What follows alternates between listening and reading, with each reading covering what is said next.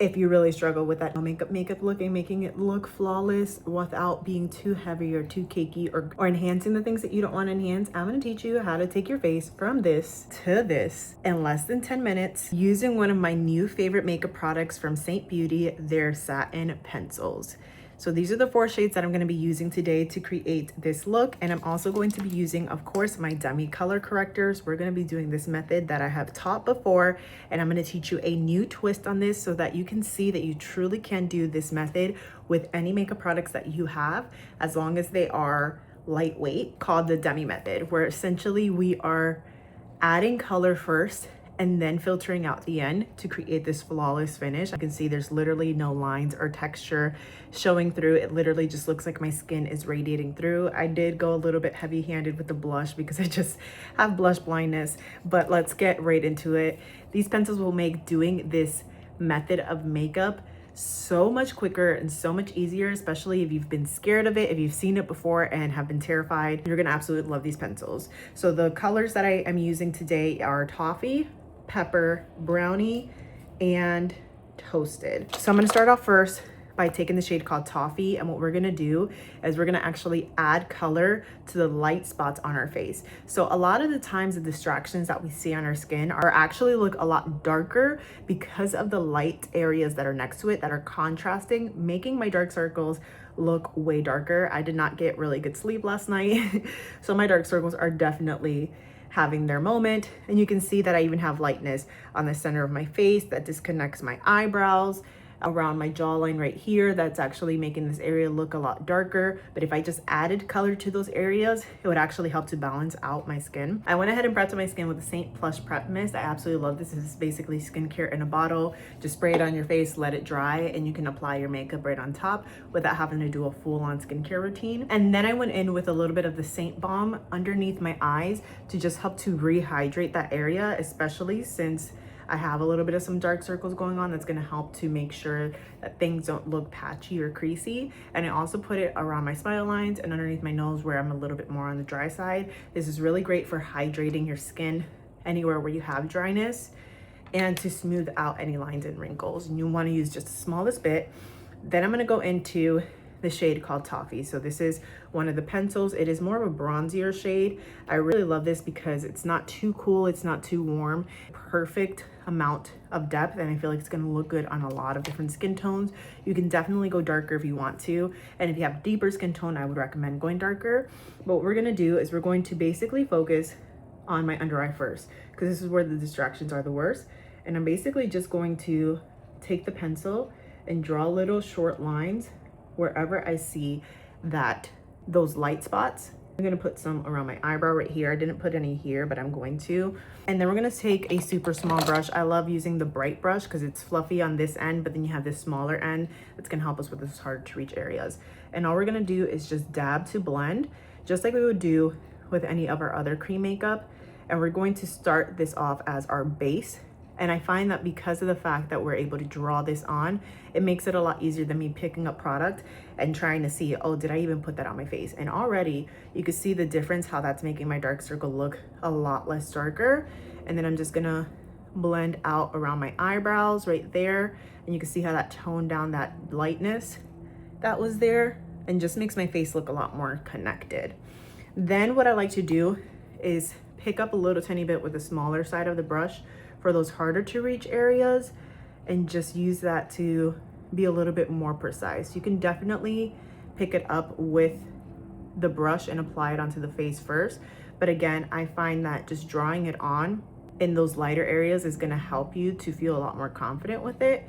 And you can see how it blends out so easily. It's such a thin formula. It doesn't cake on the face at all. And obviously it doesn't get rid of our dark circle, but it does help to balance that area out a lot. Then I'm gonna go ahead and apply this where I would apply bronzer, just to go ahead and add some warmth back into my skin. And I'm gonna apply it right in this area right here. And since I've applied it in a larger area, I'm gonna use a larger brush. This is the blend brush from Seint Beauty.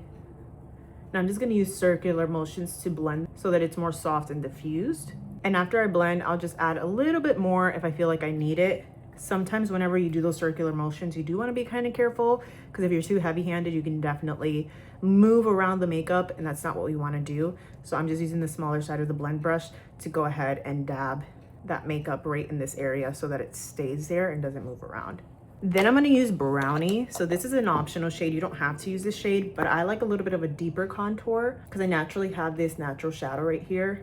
So I'm just going to place a little tiny bit of that Brownie shade where I would place contour, put some on my forehead too, and then use the small side of the blend brush to go ahead and blend this. And again, I want to keep that where it's at. So I do soft little circular motions first and then kind of dab so that I'm not moving that contour too much. It's staying right there. And you can see how easily these pencils just blend into the skin like butter. And that just helped to add a little bit more depth and give us a little more structure to the face. Again, you don't have to go this dark with the contour. You could definitely use something a little bit lighter like pepper, which is what I'm gonna use for my nose contour because I like that to be a little softer. But on my cheekbones, I do like a little bit more of an intense contour. And it adds a little bit of extra warmth and color to the skin, which is something that as we get older, we start to lose. So adding that warmth back into the skin is gonna help to give a youthful finish. Now for the nose, I'm gonna go in with the shade called Pepper, which is a little bit of a cooler shade. And I'm just gonna use this to spot contour my nose. So again, I'm doing something similar to what I did with underneath the eyes, where I'm placing this in dots wherever I see little light spots, and then just perfecting my nose shape right here. And I know this looks absolutely insane, but trust the process here. I'm going with that bright brush, and we're just gonna dab to blend and keep that in place. You can see how that melts into the skin. And then I'll use the smaller side to be a little bit more precise. So we're just going to just fill in any little light spots that I see remaining right in this area, and that's gonna help to just give nice natural shadow to the nose and give it more structure. And then I'm gonna go into the shade called Toasted, and we're gonna use this as blush. Now I like to place my blush right in this area here and bring it outwards, and I like to put a lot of blush on. Now for more control, you can definitely pick it up with the blend brush, and this will kind of help you to have a little more control, dot it on a little nicer. And then I just use a small side of the blend brush for those little tiny spots that I need to be a little more precise, making sure that that connects with my under eye. Now you definitely could circle and draw it on messily, but I like to be a little bit more precise when it comes to that no makeup look and doing blush so that it looks more airbrushed and naturally finished, since we're not putting any foundation on at all. Since we're not putting any foundation or concealer on at all. Now that we have our skin nice and balanced, you can see that there's a lot of color going on here, and really the only distraction that I notice is my under eye circle, and then I have this little scab from an old acne scar. And then we still have this little lightness right here, so I'm gonna take a little tiny bit of that toffee shade with a fluffy brush. I'm gonna just use that to dust that on right there. Tone the middle of my forehead a little bit. And really just make sure everything's looking nice and balanced. Now we're gonna go into the part that trips everybody up, the demi cream correctors.